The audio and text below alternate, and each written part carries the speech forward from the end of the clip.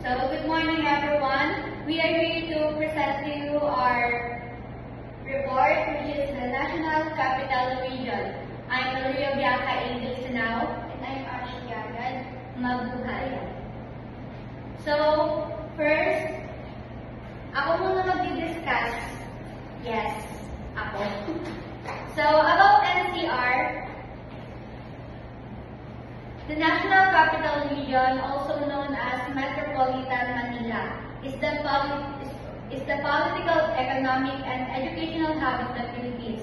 It is the smallest region in terms of area, but the most densely populated, with over 13 million residents across 17 local government units, composed of 16 cities and 1 municipality.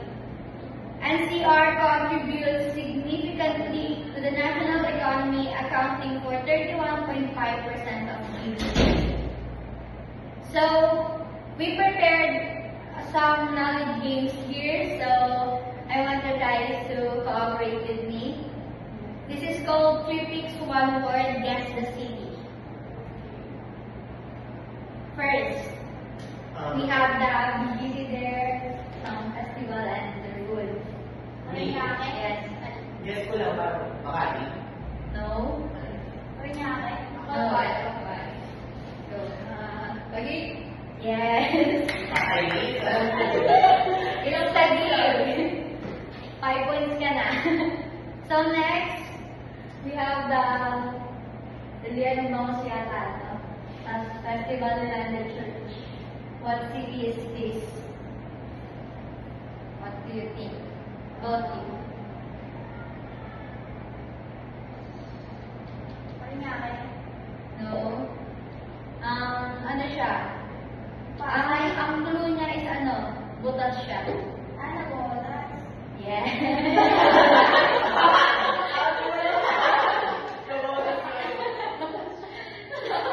So next, we have the dessert. Ay! Oh my God. Tuba. Si grounded naman.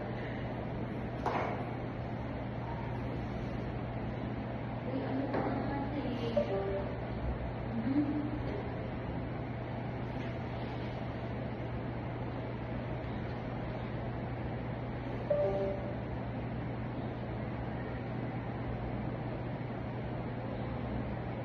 Ano nag-guess niyo? Dessert na sa'yo, crispy crab cooking, and this is the best. Yes. Paranaque. Yes, very good. Joke.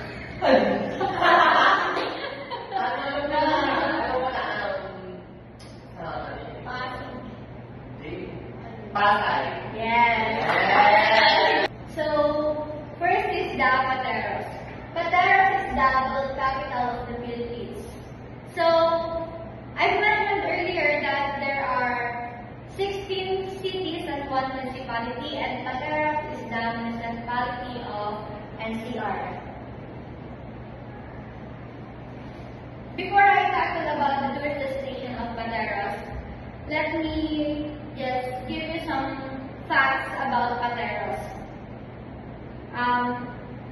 Pateros is the smallest municipality in Metro Manila, covering an area of approximately 2.10 square kilometers with a population density of about 27,000 people per square kilometer.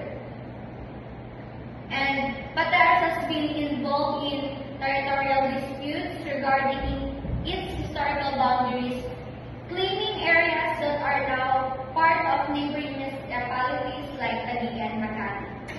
So, tourist destination. First is the Parish of San Roque.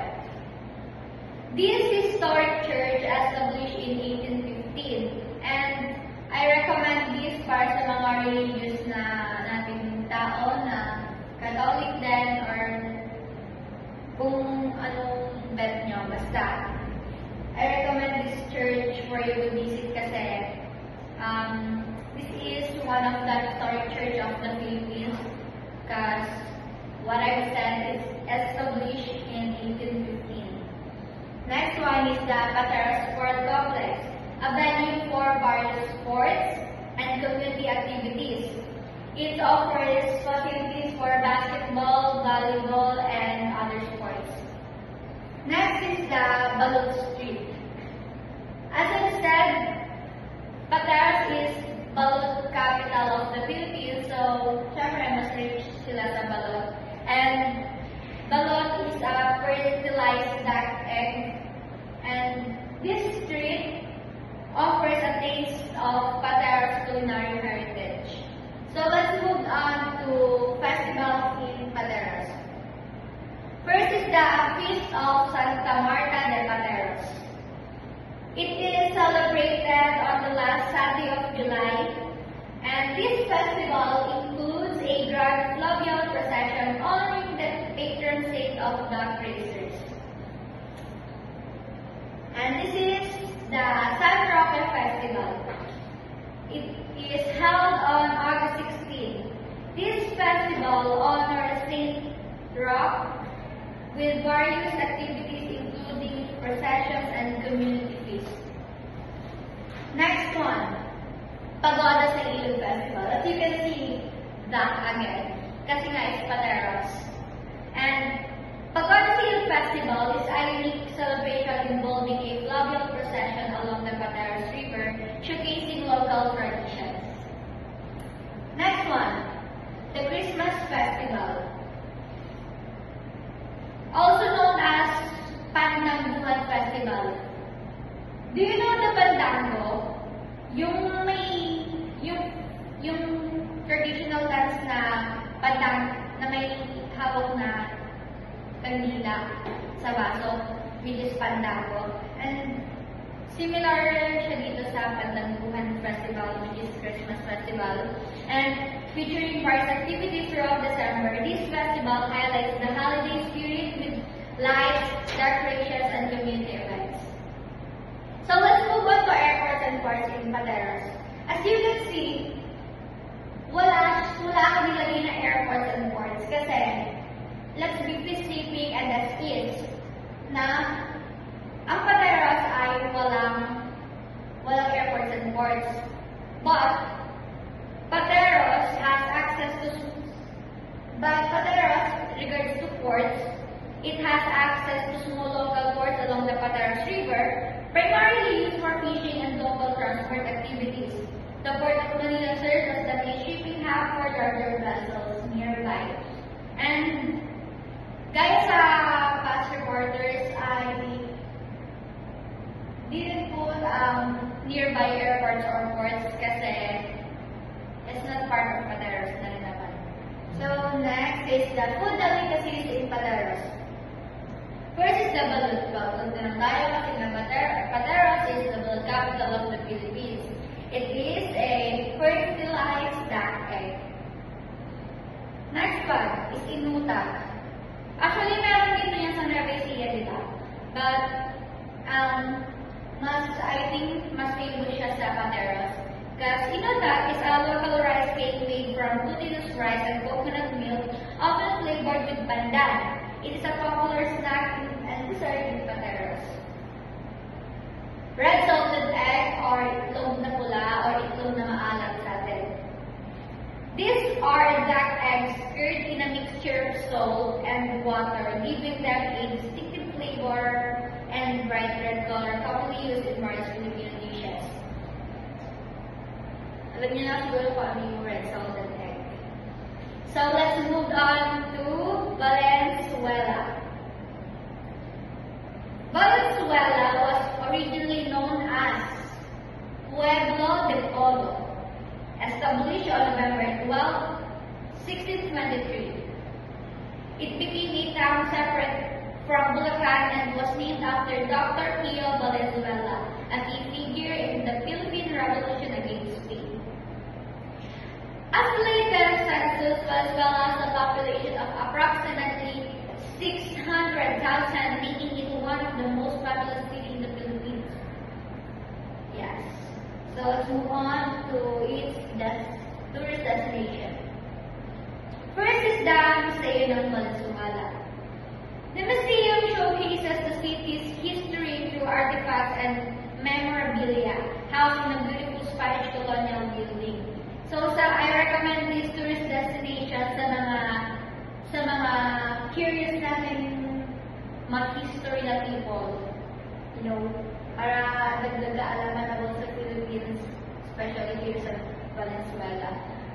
Next one is Art ng Bato or Stone Art.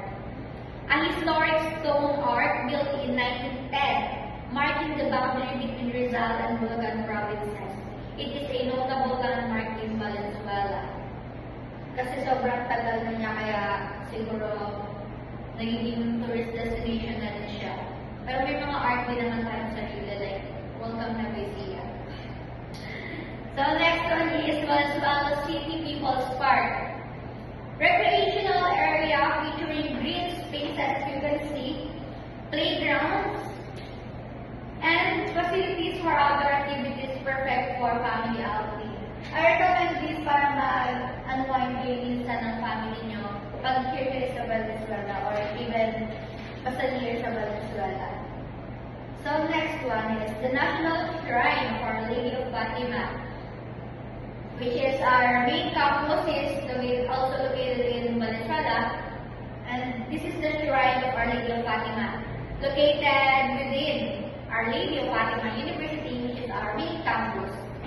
The shrine is a major pilgrimage site and a beautiful place for reflection, you can see. So let's move on, festival in Valenzuela. The first one is the Manocosan Rock Festival.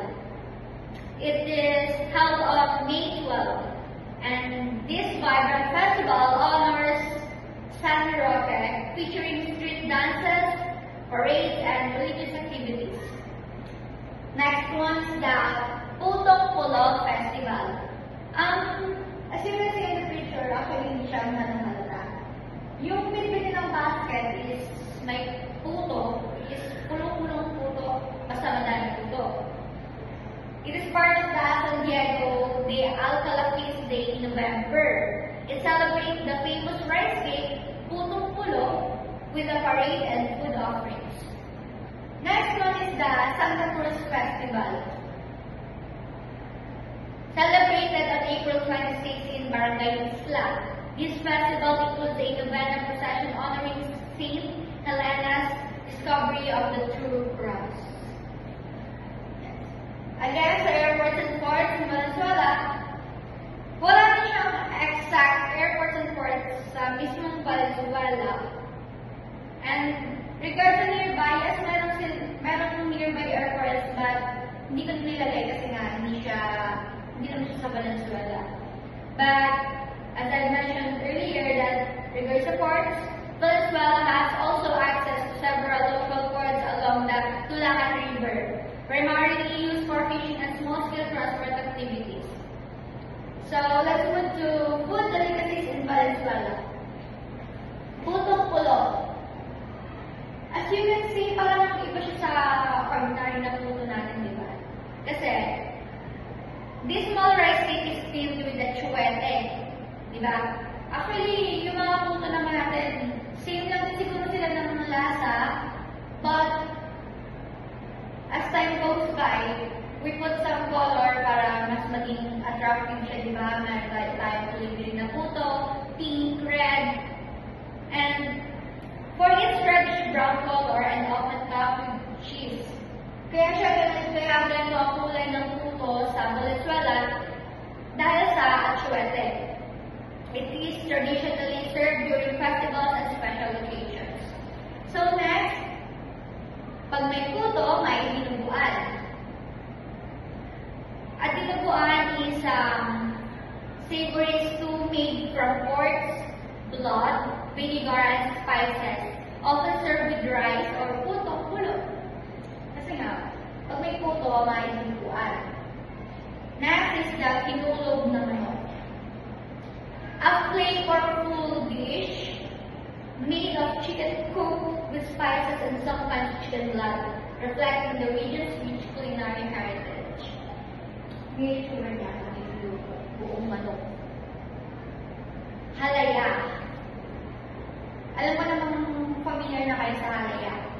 But Malaya is a type of dessert made from purple yam, or what we call ube, often enjoyed during celebrations and known for its creamy texture. So next is the garbanzo. Yung garbanzo is typically pag nandito tayo sa ibang place is makikita talaga natin siya sa mga can. And garbanzo is also dessert made from chickpeas, typically sweetened and flavored, highlighting the local use of legumes in traditional sweets. So, ano siya, no? Peas type of beans. And let's move on. Taguig. Taguig is located in Metro Manila, bordered by Laguna, Libing to the south, and several other cities to the north, east, and west, covering an area of approximately 45.21 square kilometers. So, let's move on the tourist destinations in Taguig. First is the Conyo Place, what we call Bonifacio Global City, or the BGC. It is a modern business district known for its skyscraper shopping malls, as you can see, matataas na building, and vibrant nightlife. Sa BGC, maaari kami dito yung mga konyo or partygoers natin mga people out there. And BGC features attractions like public art installation. So, BGC is an Instagrammable place for you to visit. So, next one is the Mind Museum. Mind Museum kasi, basta maganda siya kasi para siyang mga trade something. An interactive science museum with over 250 exhibits offering educational experiences for all ages located in BGC. Para sa mga science lovers something like science lovers. Next is the Venice Grand Canal. Meron na ba yung sa inyo nakapunta na sa Venice Grand Canal? Famous ang Venice Grand Canal, as you can see, di ba? Pag napunta ka sa NCR, is must visit talaga ang Venice Grand Canal o sa BGC. Because Venice Grand Canal is a picturesque shopping destination inspired by Venice, featuring gondola rides, dining options, and beautiful canals. Maganda canal dito, hindi parehas sa canal sa gilid-gilid. Next one is Manila American Cemetery and Memorial. This is actually, as you can see, kakaganda nung cemetery sa kanila, malinis and organized. Organized yung mga patay. Manila American Cemetery and Memorial is the largest American WW2 cemetery in the world, offering a serene space for reflection amidst its striking memorials. Next one is the Burgos Circle Park, a charming urban park in BGC, surrounded by restaurants and shops ideal for relaxation and outdoor activities. So, part pa din pala siya ng BGC sa Taguig, of course, Taguig. And may lang yung spot na parang nakapin siguro, Burgos Circle Park. Yeah, sa Grammable. So next, festivals in Taguig. First is the Santa Anang Banak River Festival. It is celebrated on July 26. This festival honors Saint Anne, of course, with a flavial parade and various activities like native boat race and food tossing ceremonies. Melon Festival, as you can see, ang daming melon, kaya kasi nga Melon Festival. It is held in May. This festival showcases Taguig's sweet melon and includes activities to support local farmers.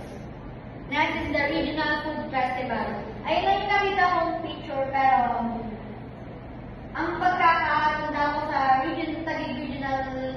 food festival is lahat yata ng mga food delicacies ng region is here sila-celebrate, and since nasa NCR sila, mas populated ang NCR, so yung mga regions sa baba and taas, sa mga provinces natin, is dinadala nila dito so that other people can taste the food delicacies of other regions. So next one is the Gran Flores de Mayo, a month-long celebration in May that includes religious procession and cultural activities. So sa Gran Flores de Mayo, we often saw yung mga Reyna Elena natin, ganon. Sa ano yun, during, kasabay lang din itong parade na to. So, next one is the Pistang Bayan. It is a community festival held in February celebrating local culture and traditions through various events. So, common ang Pistang Bayan, right? Kasi, sa mga lahat talaga ng mga bayan or municipalities kahit sa lugar is most of the time, nag-held talaga sila ng Pistang Bayan, which nag-celebrate sila ng kanya-kanya nilang traditions. So, airports and ports in Taguig, as I said before, hindi ako naglalagay ng airports or ports nearby. Kasi hindi naman siya sa Taguig, nearby lang siya.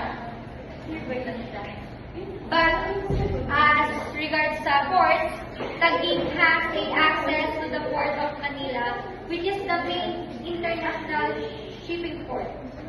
Along the smaller local ports along Laguna Bay for fishing transport activities. So let's move on to the delicacies in Taguig. First is sushi. Go under na kayo. Sushi, hindi siya originated sa Taguig, of course. Pero ang sushi ay favorite or sikat sa Taguig. Sushi is a popular dish in Taguig, as I've said, features vinegared rice paired with various ingredients including seafood and vegetables. Yes. Next one is the bukayo. Bukayo is a coconut, shredded coconut, and with some sugar. Next one is adobo. Adobo is a famous dish in Philippines, right? And it's also famous in Taguig kasi adobo is a national dish. Adobo consists of marinated meat, minsan naman adobong manok, adobong sitaw, adobong kangkong, anything basta adobo. Cooked with vinegar, soy sauce, garlic, and spices. That's adobo.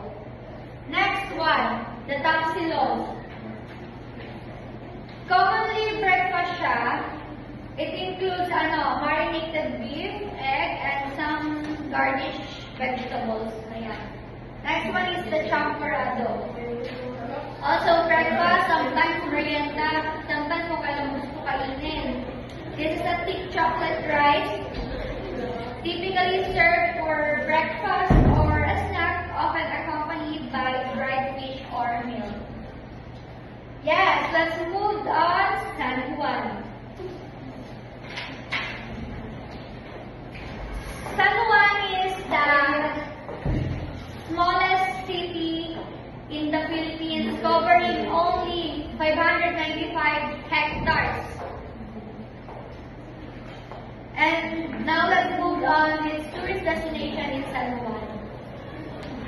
First is the Pinaglabanan Memorial Shrine, a historical site commemorating the first battle of the Philippine Revolution, featuring a grand monument and a park for visitors to explore. As far as I know, kapag babiyahe tayo ng Manila or NCR is, along the way yata makikita namin itong Pinaglabanan Memorial Shrine. Depende sa daan mo. Next one is the Museo ng Katipunan. Dito sa San Juan or sa part ng NCR, mas more on museum talaga tayo eh. So this museum showcases artifacts and exhibits related to the Katipunan of the Philippine Revolution, providing insights into the country's history. Yes, museum of mga history talaga. Next is the Museo El Deposito. Lately lang, this 2000 lang din nag-open yung museum na to.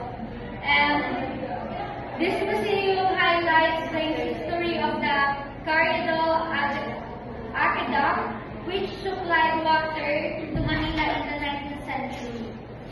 So next one is the Green Hills Shopping Center, where you can buy iPhones na mas mura and mga other gadgets na affordable and yet quality naman. Next is the Santo Cristo de Lomos Church. Para sa mga religious people natin dyan, this is also must visit kasi it's a historic church, one of the historic church in the Philippines, known for its beautiful architecture, as you can see. Ang ganda ng church. Like me. So let's move on festival in San Juan. So, ang festival sa San Juan ay isa lang, which is this Waka Waka Festival, also known as the Basaan Festival. On June 24, this vibrant honor of Saint John the Baptist, featuring legendary dancing and ritual. As you can see, makikita nyo yan every time, hindi lang dito sa San Juan. As far as I know, lahat sa Pilipinas, bukod sa mga other religions, sinasalabi talaga itong San Juan na Basaan. Airports and ports in San Juan, wala din siyang as is na airports and ports, but of course, merong nearby airports and ports here. So let's move on to food delicacies in San Juan. First is the pinakbet rice with lechon kawali. Ang ganda niya, di ba? Hindi siya yung common na rice lang and maglalagay ka ng pinakbet. Ano talaga is habang parang fried rice na may pinakbet and put some lechon kawali. Pansit palabo. Yes, alam niyo na kung ano yung pansit palabo. Common na rin yan. Is topped with shrimp, hard-boiled eggs, and chicharon, popular at local spots like Italulus in San Juan. Next is the Mickey Beyond. Famous pala talaga dito yung mga noodles. It's a beloved noodle dish served with lechon kawali, available at various eateries in this area, San Juan. So, for my last, Quezon City. Quezon City, alam niyo na siguro kung saan yung Quezon City, and sobrang populous ng Quezon City kasi Quezon City is the most populous city in the Philippines because its estimated population of 2024 is 3.3 million. So let's move on the tourist destinations in Quezon City. So first is the Quezon Memorial Circle, a national park featuring the Quezon Memorial Shrine, museums, and recreational areas. Actually, ano siya? Park lang din siya. Surrounding din ito, mas recommend ko ito sa mga families na mga mag-family sa banding na lang. Kasi wala namang bayad dito eh. You can go there anytime. La Mesa Eco Park, a vast park ideal for outdoor activities like hiking and biking surrounded by scenic beauty. So, kapag gusto mo mag-unwind sometimes, away from the ingay and busok hanggang sa city, you can also go here. Along the city daw din yun. Pero ano na parang siyang tinago. So, next one is the Pinoy Aquinas Park and Welfare Center. Ano siya? Zoo. Kind of. Kasi, dito sa Pinoy Aquinas Park and Welfare Center,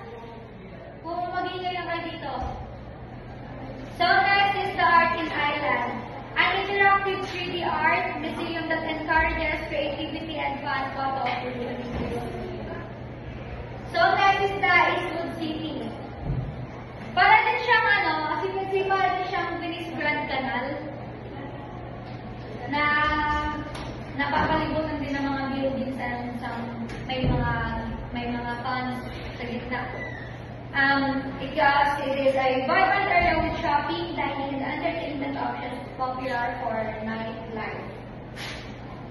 Festivals in Quezon City. Festivals in Quezon City is first is the Padrista Festival, held from January 27 to February 8. This festival honors San Pedro Bautista with various cultural activities and religious observances. Next one is the Quezon City Pride Festival. The super trending din ito po, Quezon City Pride Festival. Kasi sa Pilipinas, ang dami talagang part ng LGBTQA+. And next one is the QC Laban Music Festival. Hindi na rin ako picture kasi para siyang concert na nangyari. Kaso ano siya, may mga something contest yan na feelings kasi in addition, this festival celebrates the city's founding anniversary with free concerts featuring local artists. Airports and ports in Quezon City, as I said before, wala siyang specific na airports and ports in Quezon City, but of course, there's nearby there. What's delicacies in Quezon City? So, first, of course, the Paris. I think dito matatagpuan, dito ba? Matatagpuan ang Hiwaga Paris. Oh, yun. Dito sa Quezon City may matatagpuan ang Hiwaga, hindi yung kay Diwata. Hindi ko lang sure kung nasan yung kay Diwata eh. Pero Paris is braised beef served with garlic fried rice and a clear soup. Yes. Next one is the Yamaki. Common na yung Yamaki, pero let's try sometimes sa Quezon City. Para meron yun dito. Because Yamaki is a chiffon cake topped with a sweet custard made from egg yolks and condensed milk. Kinda leche flan. Sinigang na baboy. A sour pork soup made with tamarind popular in local restaurants located in Filipino comfort food. And the last is buko panda. Buko panda is type of dessert, refreshing made from young coconut and pandan flavored jelly, commonly found in Catholic celebration and gatherings.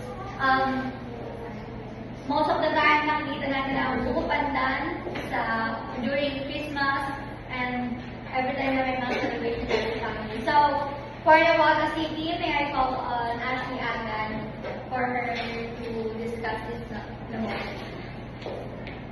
So next is Navotas City, which is known for fishing capital of the Philippines. Tourist destinations in Navotas City. So first is Navotas Centennial Park. Navotas Centennial Park is a waterfront park, and this is popular for jogging and strolling and skating spot. And also, it faces Manila Bay, as you can see. Next is San Jose de Navotas Parish. So, kung Katoliko kayo and napunta kayo sa Navotas, then gusto niyo magsimba, so ito. San Jose de Navotas Parish is located at San Jose, Navotas City, and this parish is faced many challenges like earthquakes, storms, and Japanese invasion. Next is food delicacies in Navotas. So, yung Navotas is kilala sila sa product na patis and bagoong. So, ito yung mga product na patis nila na pwede nyo mabili in Navotas, which is the Deltay patis, Vitaminas patis, Navotas, and tunay na quality. So, next is bagoong Navotas. So, bagoong Navotas, so product din siya sa Navotas, and it offers different flavors like sweet, spicy, and sweet and spicy.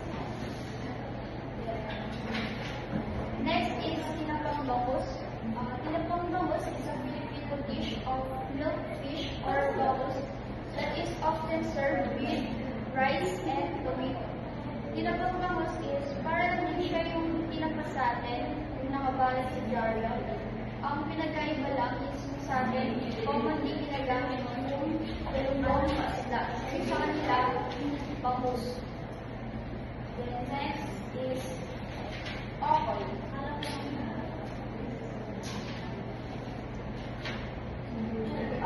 Okoy is made with glutinous rice flour, butter, and small cream, and some vegetables like cabbage, sweet potato, and onion. And pag ginawa ko, so kunwari na pag-mix ng ingredients, binibilog siya and then pinakat siya para kapag dinifried siya is crispy siya. And commonly sinasasaw siya sa suka. Wow. Next is Judean's crispy pata. So sa Judean's crispy pata, famous yung ano nila, crispy pata. And sa Judean's crispy pata, it offers different Filipino foods and also Chinese foods. Next is festivals in Nabotas. First is Pangisdaan Festival. So, Pangisdaan Festival is also called as Nabotas City Founding Anniversary, and Nabotas celebrate Pangisdaan Festival as a tribute for a bountiful batch of fish and seafoods, which is the primary livelihood of Nabotas. So, ginaganap siya every January 16. The next is Metro Manila Film Festival, and ginaganap naman siya from Christmas Day to New Year's Day. So, basically from December 25 to January 1. Metro Manila Film Festival is a local film parade, and yung parade is nag-start sa Nabotas Centennial Park hanggang Valenzuela People's Park. So next is, so sa Nabotas wala silang sariling airport and port, so meron silang palalapit. So first is the Ninoy Aquino International Airport. So meron yan sa Pasay and Parañaque. The next is Clark International Airport, which is sa Pampanga. Then yung port naman na malapit is Port of Manila, which is located in Tondo, Manila.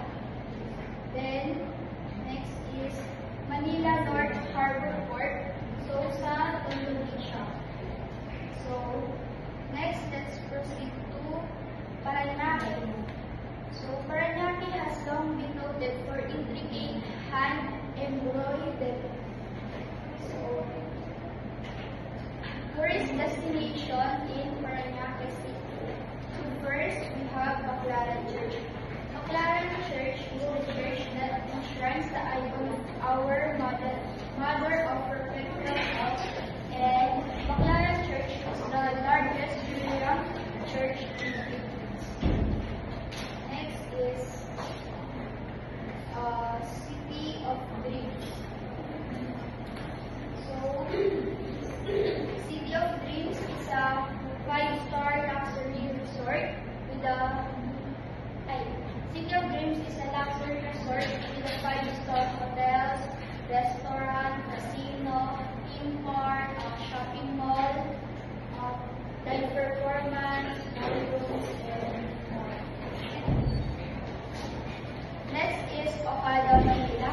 Okada, Manila is also a luxury resort with a 5-star hotel bed. And also, sa Manila, pwede kayo makapag-shopping and may casino dito. And also, sa Okada, meron silang fountain performance. And yung time ng fountain performance nila is 6 p.m. to 10 p.m. kapag Monday to Thursday. Kapag naman Friday to Sunday, 6 p.m. to 12 midnight. So next, we have Solar Resort. Solar Resort is also a 5-star luxury resort, and para lang din siyang Okada. So next naman is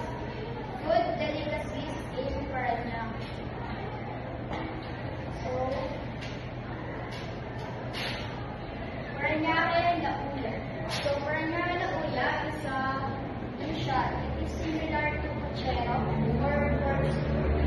Yan, ang pinagkaiba niya sa puchero is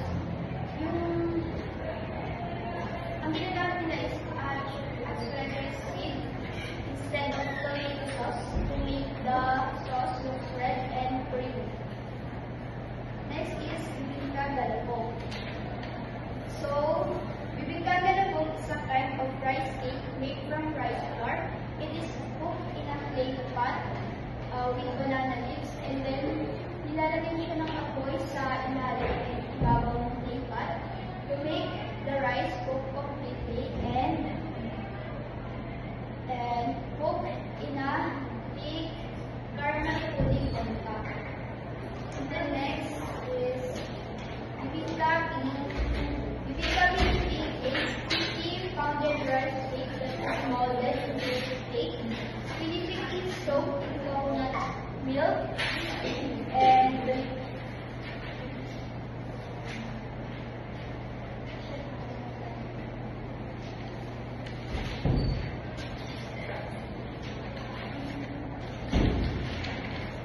hindi mo pwede mag-add. Kakaliit.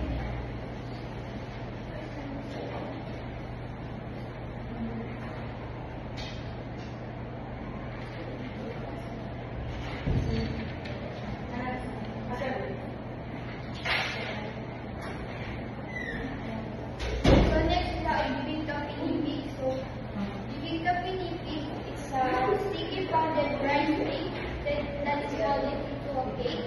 And pinipig is soaked in a coconut milk and cooked in a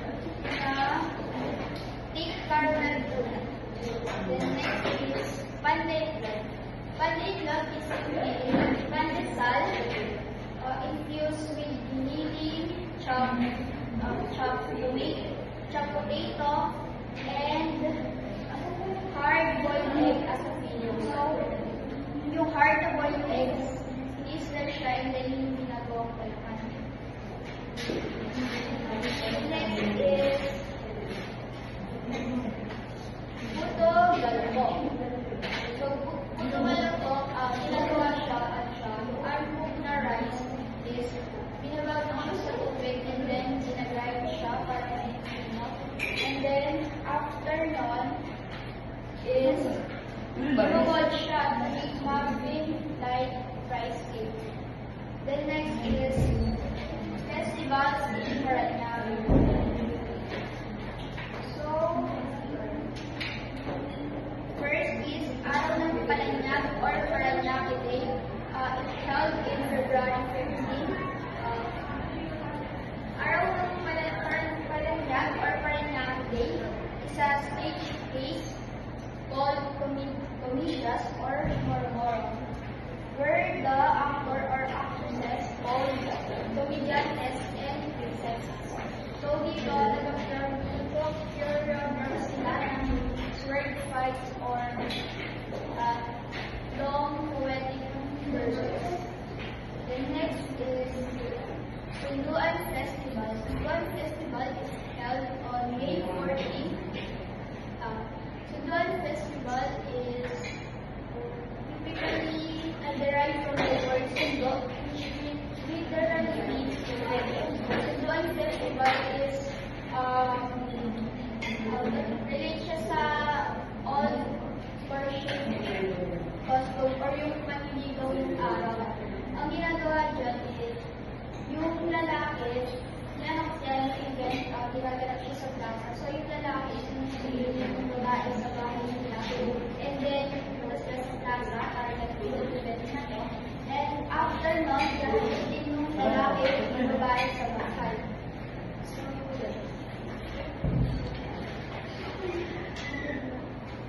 So, next is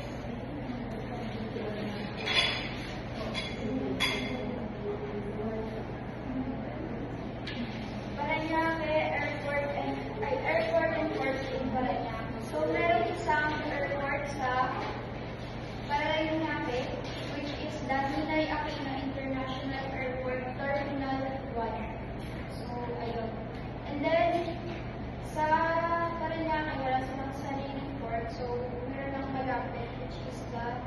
Manila North Harbor Port. Ay, may isa pa pala, which is the Port of Manila. So, next naman, let's proceed to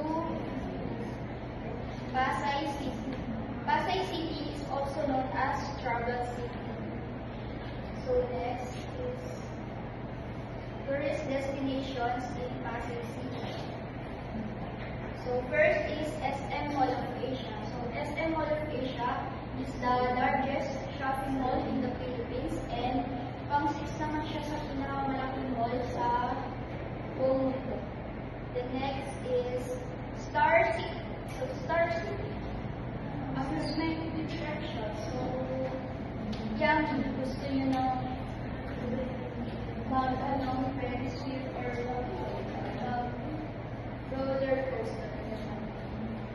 So, next is the Desert Museum. So, Desert Museum is basically museum siya ng puro desert.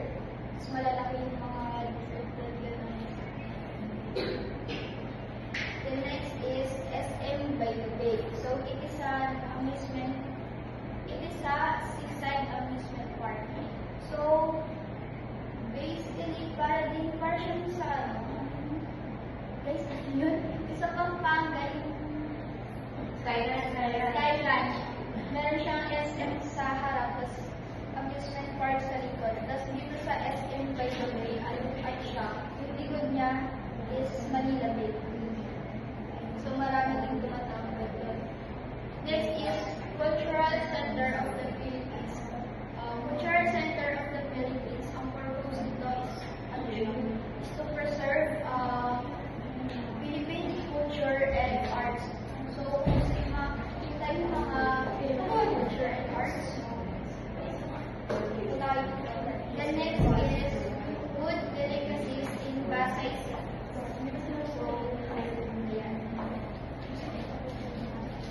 First is Crisostomo Crispy Crabs.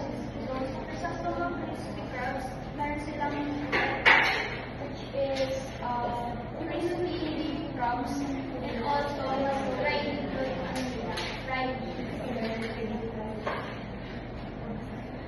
Next is the Red Crab Animal House. So, the Red Crab Animal House is perfect for those who love seafood. And the Red Crab Animal House, it offers different kind of luto ng animal. So, next na tayo sa mga festivals.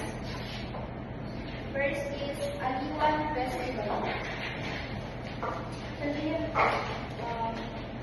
Aliwan Festival is ginaganap siya during the summer month of either April or May. So, Aliwan Festival is sa Aliwan Festival, it gathers different cultural festivals in the Philippines.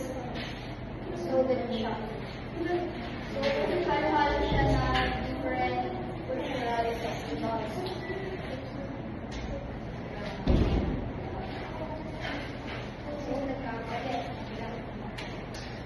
Next is Pasinaya Festival. So, ginaganap naman siya every February 3 to 5.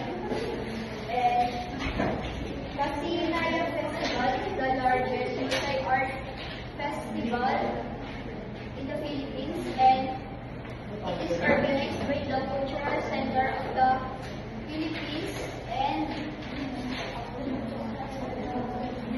ginaganap naman siya sa CCP complex.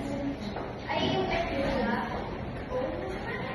yung Aliwan Festival, ginaganap siya sa Star City Complex, Pasay City. So, airports and ports in Pasay City. So, merong dalawang airport sa Pasay City, which is the Ninoyaki International Airport Terminal 1 and NAIA Terminal 3. And sa Pasay,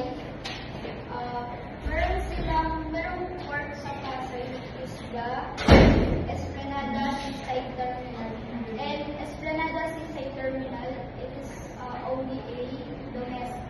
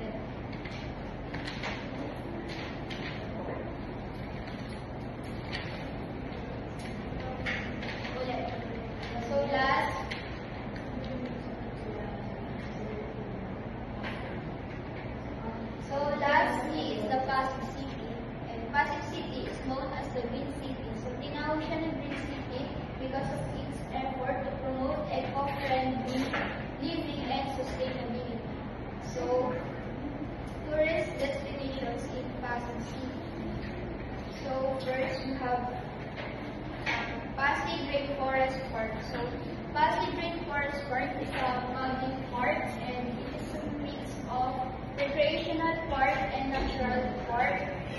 And meron din itong windsurf and meron din zipline and train rides. So, next is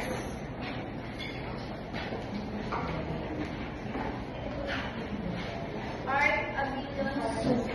So, Art Avilon Zoo is ang entrance fee dito pagkaabot 800 pesos. And kapag naman children below 18 is 100. So siya. So, next is Arco de Emperador. Arco de Emperador is a 19-meter tall and ano siya?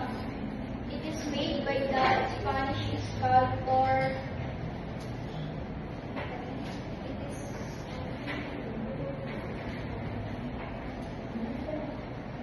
ulit. So next is Arco de Emperador. Arco de Emperador is a 19-meter tall and it is made by the Spanish sculptor Guy Serran Pagan. And then next is Ace Water Spa. So Ace Water Spa, ano siya, indoor siya and it features hydrotherapy massage and also available din dito yung mga sauna, steam pool, lapping pool, steam and hydro spa. So kung nasa Pasig kayo at kayo mag-mall, so kung tayo sa Estancia Mall. Sa Estancia Mall, available dito yung mga luxury brands. So, next is food delicacies in Pasig City. So, first is Ados Panchetera Pasig. So, famous to sa Pasig kasi ano siya,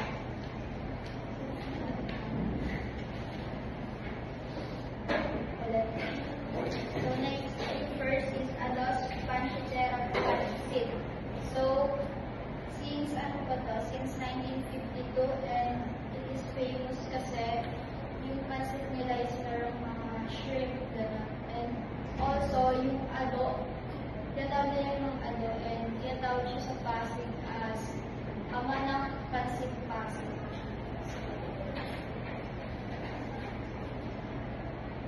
So next is Birria Tacos of Senor Birria.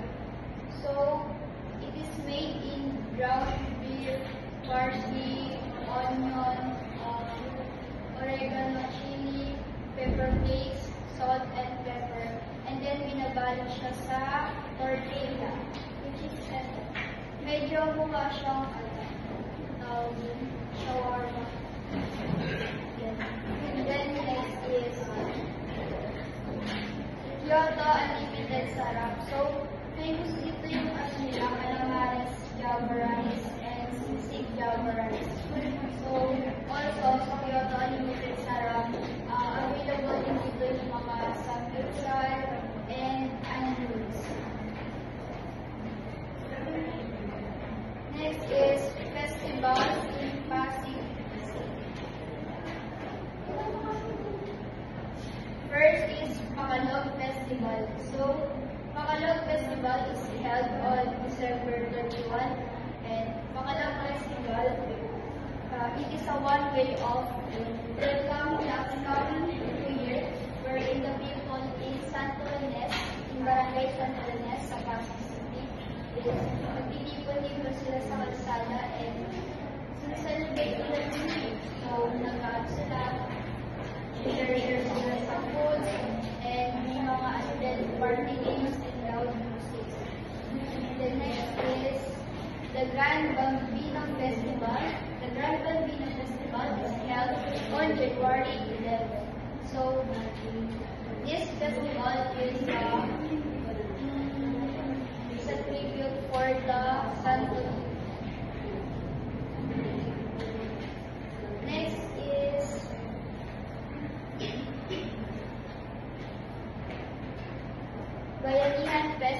So, ginaganap naman siya ng November. So, Bayanihan Festival, ano naman siya?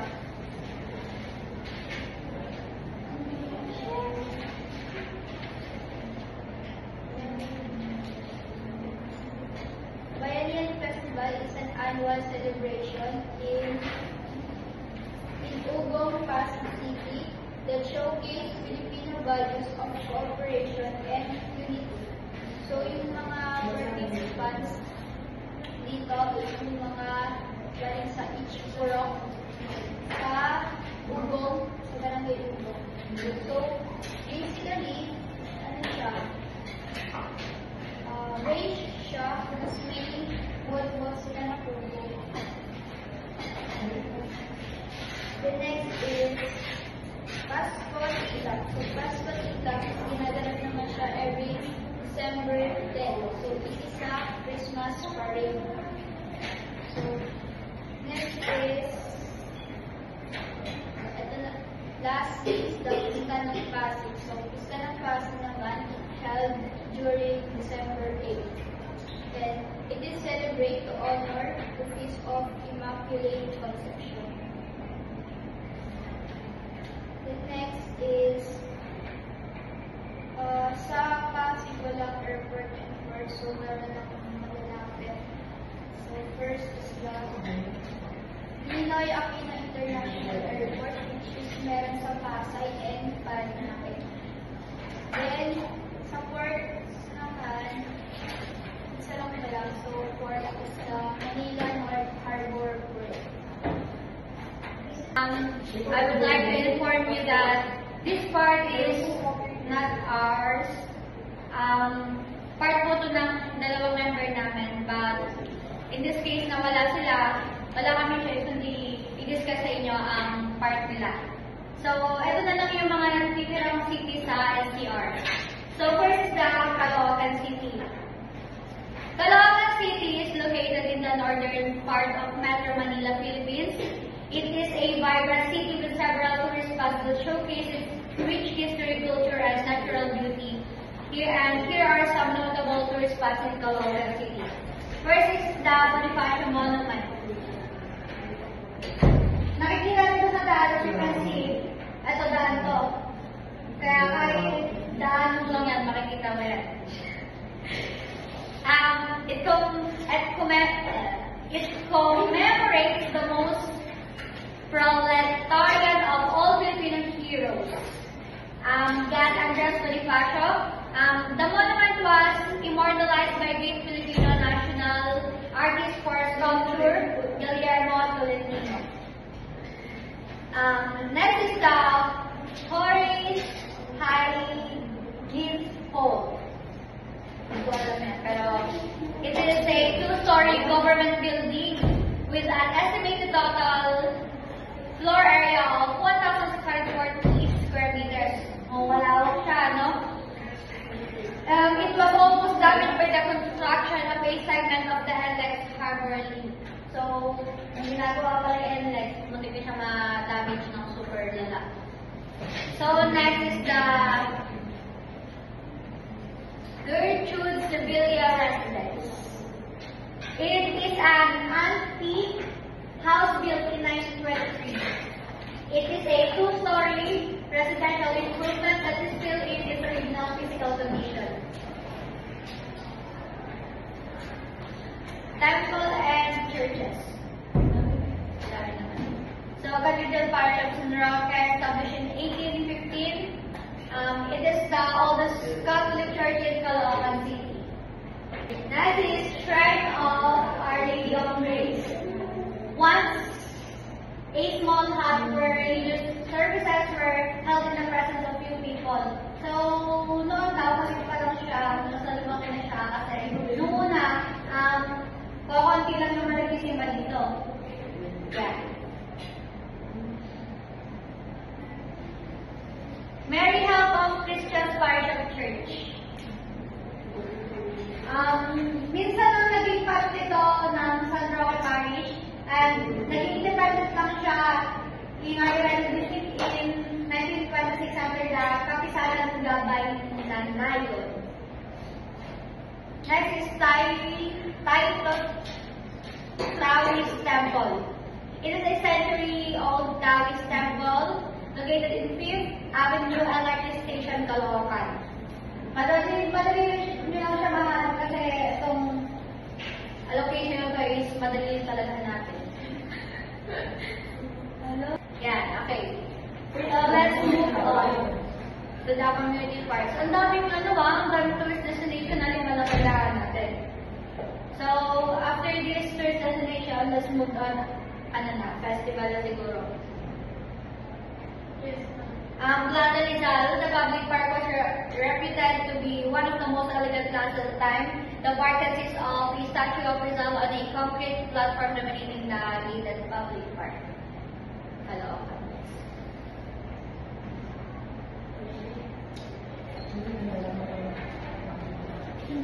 Ay, super dami ang Okay, so food na tayo. So, Caloocan food. Processed foods and pansit malabon. Yun sa akin. Caloocan Festival. Araw ng Caloocan Festival celebrated on February 16. This festival commemorates the city's founding. The event includes a grand parade featuring odes, local school performances, and street dancing competitions that display folk and contemporary dance styles. Airport. Manila's original airport is at Grace Park Airrel, also known as Manila North, in Grace Park, Caloocan. Opened in 1935, it was the city's RST commercial airport and was used by the Philippine Aerial Taxi Company, later Philippine Airlines, for its RST domestic routes. So, let's move on to Las Piñas, also known as Las Pilas. Due to its separation from Parañaque due to tribal conflicts, known nationwide for its bamboo organ, salt beds, and jeepney factories, Las Piñas is distinguished as one of Metro Manila's fastest growing communities. So let's move on to tourist spots of Plaza Rizal, Spanish style lamp post, cobble streets. Walk through the street of the historical corridor in the old district of Las Piñas and get a glimpse of the colonial past. So, dito yung matatagpuan din sa Las Piñas, ito ang Plaza Rizal. Ito din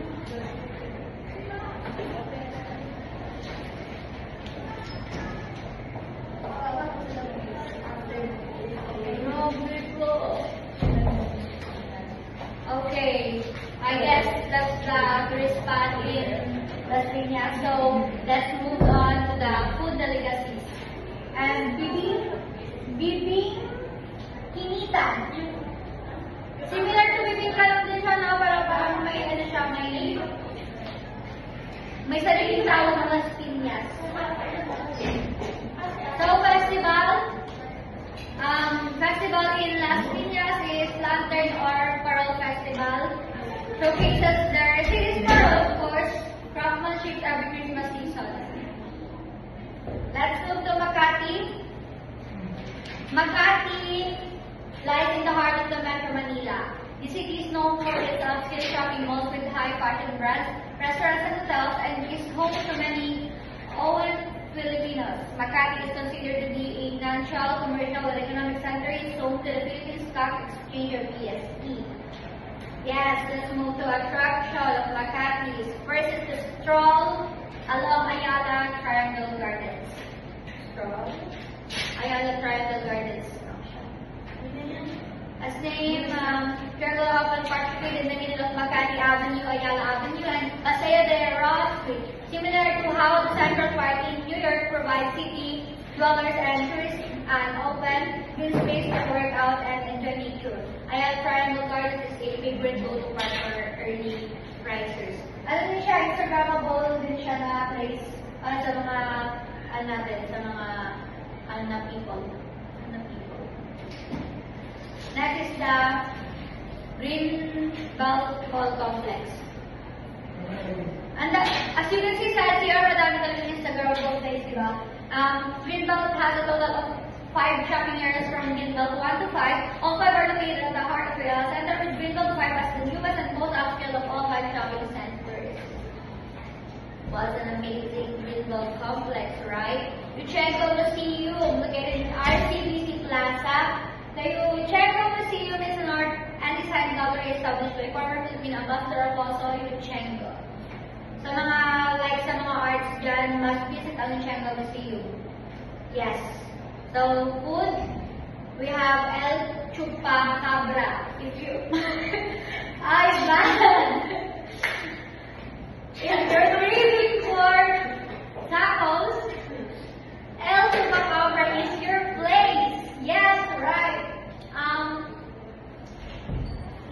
It's a Mexican food, right? It goes with drinks. Yes. Sa mga nag-crave ng tacos dyan, El Chupacabra sa Makati must visit. Okay, next is the festival. The festival there is the Caracol Festival, happening yearly in the Central Business District of the Philippines. Makati City is the Caracol Festival. Caracol is a Spanish term for snail shell. Freshwater shellfish that can withstand harsh conditions. So let's move down Malabon. Malabon is originally called Tambohong. Malabon was founded as Visita Hamlet of Tondo by the Agustinians on May 21, 1599. So super tagal na siya, no? It remained under the administrative jurisdiction of the province of Tondo. So next is the tourist attractions. Let's go into the attraction of Malabon, the Malabon Zoo. As you can see, ang picture lang talaga niya is yung one of the animals in Malabon. Originally called, yes, the Malabon Zoo. Next is the San Bartolome Church. So okay, as I said, sa mga church natin people dyan, isa ang San Bartolome Church. Sa commonly naman sa Malabon, kapag nalunod po kayo ng Malabon, mas visit ang San Bartolome Church for its beautiful place. And next is the food, and the food there is Kakas in Malabon. Yeah. And that's all for today. Thank you everyone. May I call on Natalie to say goodbye and thank you everyone.